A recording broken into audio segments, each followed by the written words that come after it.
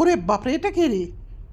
সকালবেলা তো ঘুম থেকে উঠেই চমকে গেলাম। জন্মদিনের দিন, 2 বছর হলো ছোট্ট করে জন্মদিন পালন করা হয়েছিল। সকালবেলাতে নিজেরা একটুখানি কেক কাটা হলো, কেকটা নিজেই বানিয়েছিলাম।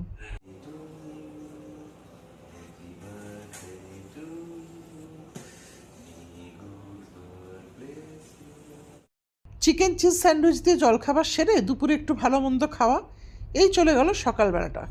এরপর বিকেল, বাবা আর ছেলের জন্য ম্যাচ করে 2টো পাঞ্জাবি বানিয়ে দিয়েছিলাম। নিজে হাতেই বাড়িতে কেটে কুটে ডিজাইন করে বানিয়ে দিয়েছিলাম। তো বেশি লোকজন কাউকে ডাকা হয়নি।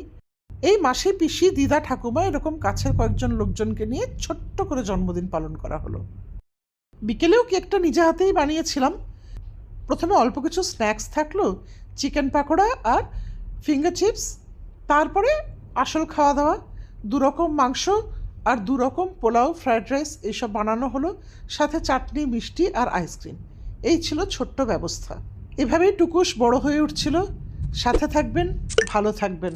দেখা হবে পরের ভিডিওতে।